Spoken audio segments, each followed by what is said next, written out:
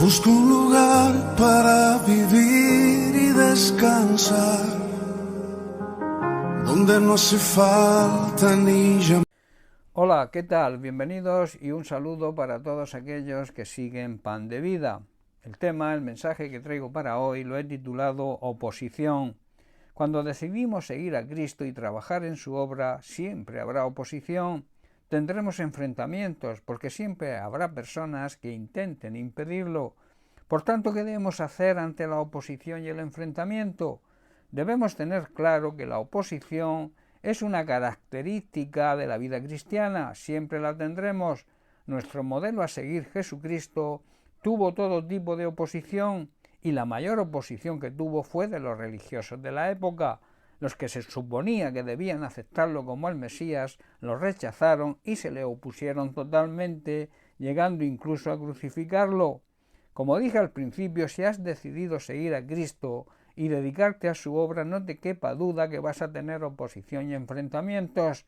Serás perseguido incluso por tu propia familia, y habrá oposición para parar nuestra determinación. Esto es una realidad que debemos asumir.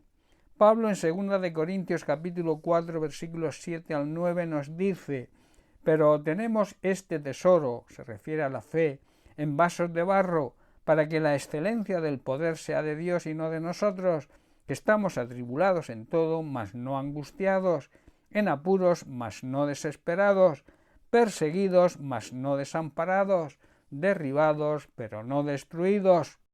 Tenemos esa luz que brilla en nuestro corazón, pero nosotros mismos somos como frágiles vasijas de barro que contienen ese gran tesoro de la fe.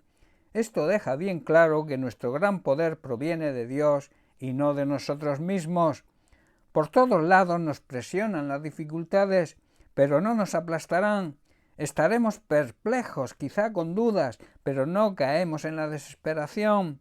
Somos perseguidos, pero nunca abandonados por Dios. Seremos derribados, como dice Pablo, pero nunca seremos destruidos. Nehemías es una figura clave de la cautividad de Babilonia y el retorno del pueblo de Dios a Sión. Sión es simbología de liberación, cuya historia está consignada en la Biblia.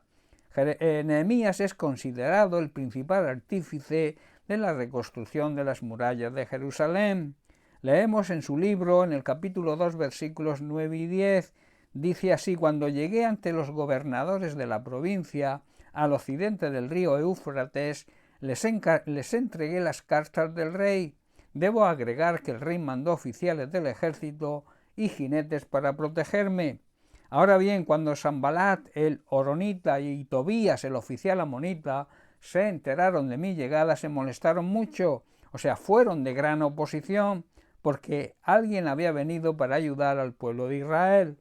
Nehemías era judío y estaba preocupado por su pueblo y la destrucción de sus muros, de los muros de Jerusalén, y servía como copero en casa del rey de Persia, el cual le brindó su ayuda y le dejó marchar para que reconstruyera Jerusalén, dándole cartas de recomendación ante los gobernadores de aquella provincia. Y la oposición fue muy fuerte y de muchas maneras. Recomiendo leer el libro de Nehemías. Hoy a nosotros la oposición se nos puede presentar de distintas maneras. Una de ellas, y muy frecuente en nuestros días, es el odio que sienten algunas personas con todo lo relacionado con Dios y con los cristianos. Ya lo advirtió el propio Jesús, lo vemos en Mateo capítulo 10, verso 22, donde nos dice: y seréis aborrecidos de todos por causa de mi nombre, mas el que persevere hasta el fin, éste será salvo. Y el versículo 24 dice: el discípulo no es más que su maestro, ni el siervo más que su señor. Aquí Jesús está haciendo referencia a la oposición y persecución que él, que es nuestro maestro y nuestro modelo a seguir, sufrió. Y en el capítulo 15 de Juan, versículo 20, Jesús nos recuerda también y nos dice: acordaos de la palabra que os he dicho, el siervo no es mayor que su señor. Si a mí me han perseguido, también a vosotros os perseguirán. Si han guardado mi palabra, también guardarán la vuestra. Por tanto, no debería parecernos extraño que las personas de este mundo que ni creen ni quieren saber nada de Dios nos odien solo por servir a Cristo. Otra manera de oposición y de persecución es mediante la crítica y la calumnia, y en muchos casos también el insulto. Es una situación que actualmente están viviendo con diferente intensidad, eso sí, dependiendo del lugar, muchos seguidores de Cristo. Pero hay una gran noticia para todos los que son perseguidos injustamente.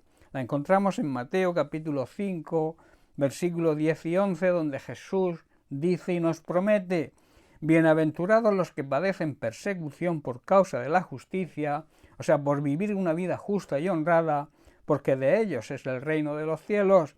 Y el versículo 11, bienaventurados sois cuando por mi causa os vituperen y os persigan, y digan toda clase de mal contra vosotros, mintiendo.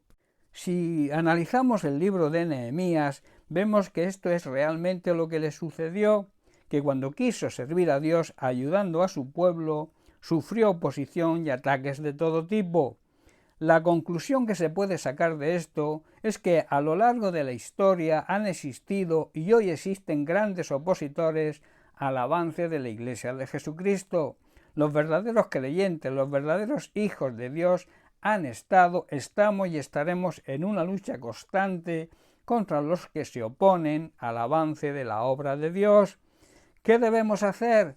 Debemos aprender de Nehemías, que no se dejó influenciar por la oposición, sino que se mantuvo firme en llevar a cabo la obra. Tampoco perdió el tiempo en discusiones necias y vacías con los opositores, dejó que Dios se encargara de ellos y centró su máxima atención en terminar la obra que Dios le encargó. En Colosenses capítulo 2, versículo 8, el apóstol Pablo nos exhorta y nos dice: mirad que nadie os engañe por medio de filosofías y huecas sutilezas, según las tradiciones de los hombres, conforme a los rudimentos del mundo y no según Cristo.